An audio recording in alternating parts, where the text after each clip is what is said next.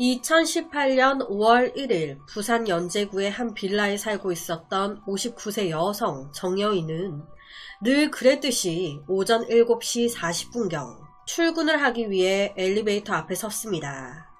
아무 생각 없이 엘리베이터가 도착하길 가만히 서서 기다리고 있는데 이때 같은 층에 살고 있었던 이웃 주민 남성 41살 김씨가 집에서 쓱 나오네.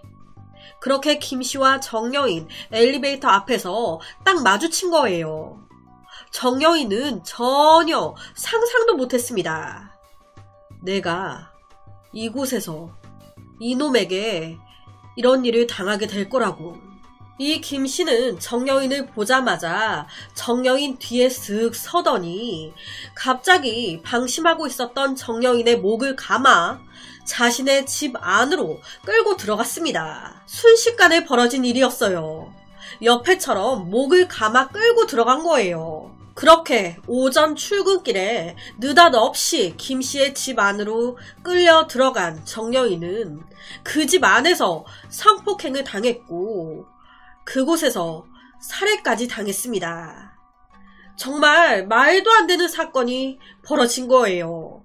같은 빌라, 그것도 같은 층에 살고 있었던 이웃 주민한테 아침 출근길에 이런 말도 안 되는... 그 후에 이놈은요, 사망한 피해자 정여인을 자신의 집 냉장고 뒤쪽에 딱 유기해 놓고 범행 10시간 후 정여인의 옷과 물품을 챙겨 집을 나옵니다. 지금 보시는 CCTV가 정여인을 성폭행하고 살해 다 하고 짐 챙겨 나오는 장면이에요. 너무 아무렇지도 않아 보이지 않나요? 이렇게 집을 나와서 정여인의 물품이나 옷가지를 자신의 아버지 집 안에 딱 숨겨놓고 도망을 갑니다. 하지만 무슨 생각인 건지 바로 다음날 스스로 경찰서로 와서 자수했어요. 자기 말로는 동생과 어머니가 자수하라고 설득해서 자수했다고. 그렇다면 이놈은 경찰에 자수하면서 자신이 벌인 이 짓에 대해서 뭐라고 변명을 했을까요? 이 김씨는요, 제가요 어제부터 계속 술을 마셨어요. 그러다 보니 아침에 술이 뚝 떨어졌더라고. 그래서 아침에 술 더 사가지고 온다고 집을 딱 나왔는데 엘리베이터 앞에 정여인이 서 있더라고요. 와, 그 여자를 딱 보는데 너무 하고 싶은 거예요. 못 참겠더라고. 그래서 끌고 들어가서 성폭행하고 죽인 거예요. 라고 말했습니다. 그러니까 이게 범행 이유예요. 술 내내 먹고 술 더 마시려고 나왔다가 여자 보고 성적 충동을 느껴서 하고 싶어서 하려고 끌고 들어갔다가 죽이기까지 하게 됐다. 아니, 성폭행 자체도 절대 용서받을 수가 없는 강력 범죄인데 이놈은 살인까지 저질렀습니다. 그것도 무고한 사람을. 지금 이 김씨의 변명만 들어봐도 알 수 있죠. 어제 내내 술 마시고 아침에도 술을 마시려고 술 사러 나가는 길이었다. 즉 거의 알코올 중독이라는 말입니다. 알코올 중독.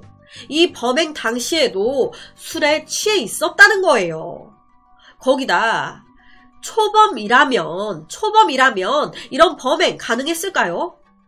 여자 딱 보고 하고 싶다고 망설임도 없이 무슨 먹이 사냥하는 것 마냥 바로 달라들어서 끌고 들어간다?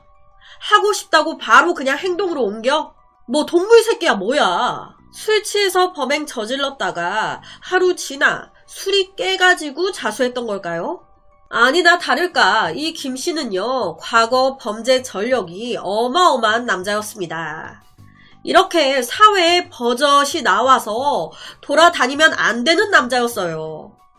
이 김씨의 첫 범행은 1996년 시작됐습니다. 1996년 특수강간으로 징역 3년, 살았고요. 2004년 강간치상으로 또 징역 4년 받았습니다. 그리고 4년 지난 2008년 또 강간치상으로 4년 또 받아요. 그러니까 다 합치면 성범죄로만 10년 넘게 깜빵 생활을 한 남자였습니다. 거기다 이 성범죄의 죄질, 이 질 자체도 굉장히 안 좋아요. 이 3건 중에 2건은요, 공범들과 어린 나이에 미성년자를 성폭행한 사건이었고요. 나머지 1건은 본인의 친구, 자기 친구, 범죄자의 친구의 여동생을 대상으로 성범죄를 저지른 거였습니다. 자기 친구의 여동생을 대상으로 한 성범죄. 이 김씨가요, 이 범행 당시 나이가 41살이었어요. 그런데 김씨의 첫 범행은 1996년 시작됐습니다. 그러니까 이 김씨 10대 때부터 성범죄를 계속 저지르기 시작한 거예요. 10대 때부터 41살이 된 지금까지 계속. 이 김씨는 중학교 3학년 때 사춘기 막 이럴 때 성관계가 아닌 성매매를 했다고 합니다. 중3짜리 그 어린애가 성관계가 아닌 성매매를. 그 아이는 성인이 된 후에도 계속해서 유흥업소를 다니면서 성매매를 했습니다. 그러니까 성에 대한 생각과 모든 게 좀 일반 사람들과는 좀 달랐던 거예요. 성에 대한 집착 뭐 이런 것들이. 거기다 2004년도에 징역 4년 받았죠. 그 4년 깜빵 다 살고 나오니까 2008년도에 딱 깜빵에서 출소하고 석 달 만에 다시 강간치상을 저질렀습니다. 아니, 강간치상으로 벌받은 게 징역 4년이었어요. 그거 받고 나왔는데 3달 만에 또 그 짓을 또 한 거예요. 전혀 교화, 개뿔, 소 나갔다 줘. 혹여나 여기서 강간치상은 강간이나 중강간 등을 범하여 사람을 다치게 한 범죄를 말합니다. 아니, 강간치상으로 2004년 그 저지른 죄로 4년 받고 2008년 출소했는데 석 달 만에 또 재범을 저질렀습니다.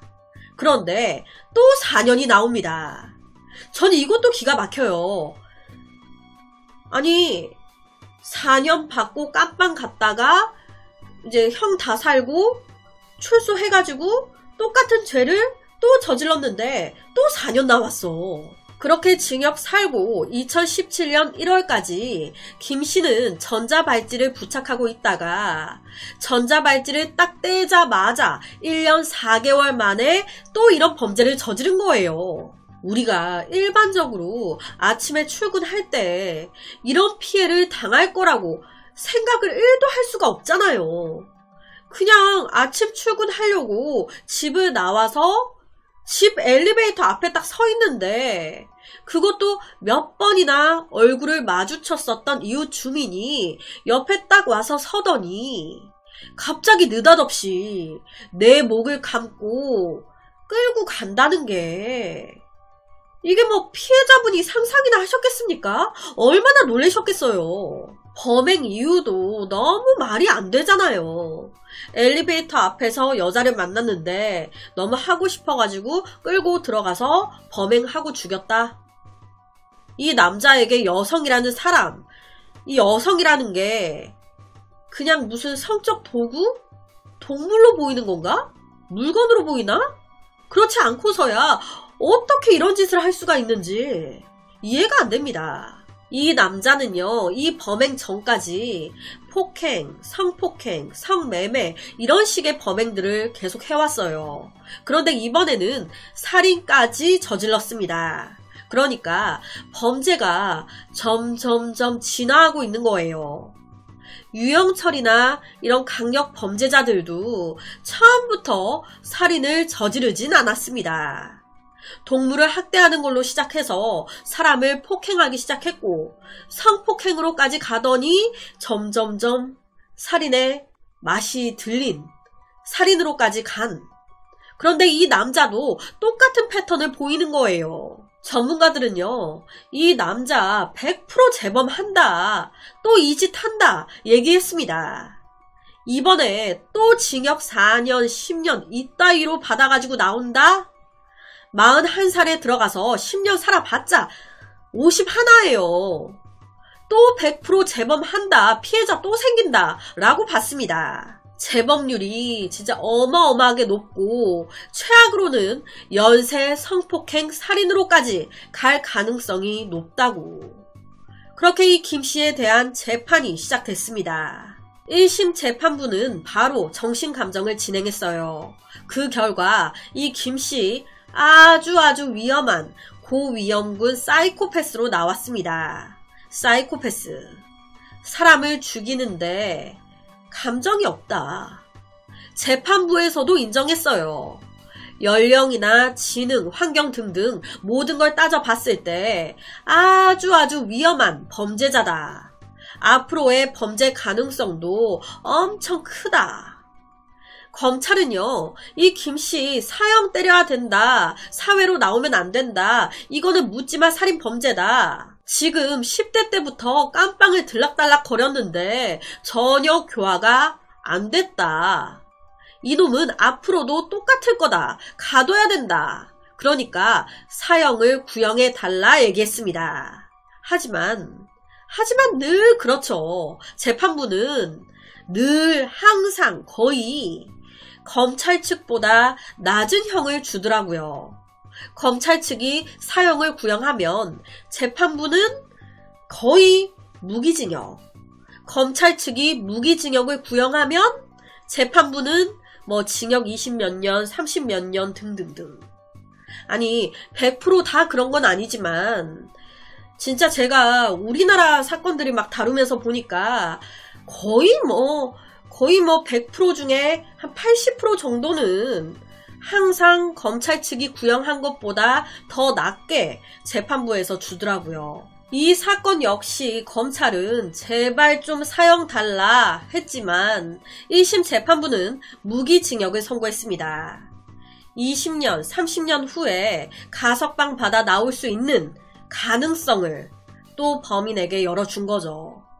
열심히 깜빵 생활해서 다시 사회로 나와. 그래서 또 피해자 만들어. 이거야 뭐야. 그런데요, 여기서 더 기가 막힌 상황이 벌어집니다. 무기징역 선고에 이 김씨는요, 항소했습니다. 나 반성하고 있어요. 다시는 안 그럴게. 나 그날 술 엄청 마신 상태였어요. 심신미약 상태였다고. 아이, 무기징역은 너무하잖아. 깎아줘요. 아니, 술 마신 게 어떻게 심신미약이에요. 그거는 자기 의지로 술을 마신 거잖아요. 자기가 마시고 싶어서 술 마셨고, 그리고 그 짓 하고 싶어서 한 거 아니에요. 다 자기 선택으로 이어진 결과인데 이게 어떻게 심신미약입니까? 말도 안 되는, 꼭 할 말 없으면 그놈의 심신미약. 술 마셨다고 심신미약이 인정되면 오만 범죄자들 다 술 마시고 범죄 저지르게?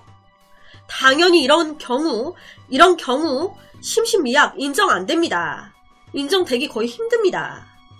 김씨가 항소했다는 소식에 검찰도 기가 막혀서 항소했습니다. 사형 줘야지 무기징역이 말이 됩니까? 그렇게 이어진 2심 재판. 참 정말 더 기가 막힌 게요. 이 김씨 진짜 자신의 죄를 반성하고는 있는 건지 1심 재판을 하면서 김씨는 1심에서 성폭행은 했다. 하지만 살인은 안 했다라고 주장했습니다. 마치 내가 술을 마시고 운전대는 잡았지만 음주운전은 안 했어요. 이것처럼 성폭행은 했는데 죽이진 않았어요.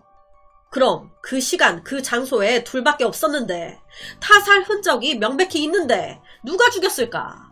그럼 피해자가 혼자 돌아가셨을까? 그리고 혼자 걸어서 냉장고 뒤로 들어가 계셨을까?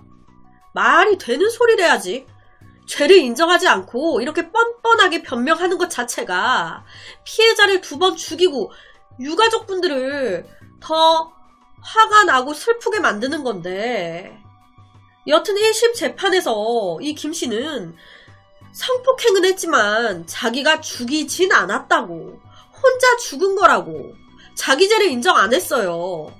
그런데 무기징역이 나온 거였단 말이에요. 이어진 2심 재판에서 김씨는 1심 때와는 다르게 자기의 살인 혐의를 인정했습니다. 내가 성폭행하고 죽였다고. 아니 여러분, 1심에서는 살인 인정 안 했는데 무기징역이 나온 거였어요. 그럼 2심은 인정했잖아요. 내가 죽였다고. 살인을 인정했으면 당연히 1심 때보다는 더 형이 세게 나와야 되는 거 아닙니까? 우리나라는 사형을 선고하는 기준 자체가 너무너무 까다로워요, 진짜. 진짜 웬만하면 사형 안 줘요, 정말.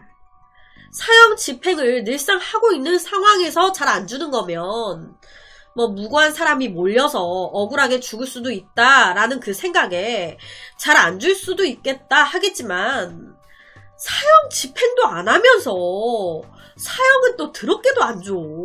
재판부는 피고인이 도주는 했지만 그 다음날 동생과 부모의 설득에 자수하지 않았냐. 이걸 봤을 때 특별히 사형을 선고해야 될 이유를 모르겠다. 검찰 항소 기각. 피고인의 항소형이 세다는 것도 받아들일 수 없다. 라며 2심 재판부 역시 김씨에게 무기징역을 선고했습니다. 자, 그런데 여기서 또 기가 막힌 상황이 벌어집니다. 이 김씨 또 항소해요. 이번에는 대법원에 상고합니다. 2심의 무기징역도 부당하다. 내가 저지른 죄에 비해서 너무 큰 벌을 받았다. 너무 뻔뻔하죠. 그리고 대법원 역시도 사형이 아닌 무기징역을 확정시켰습니다.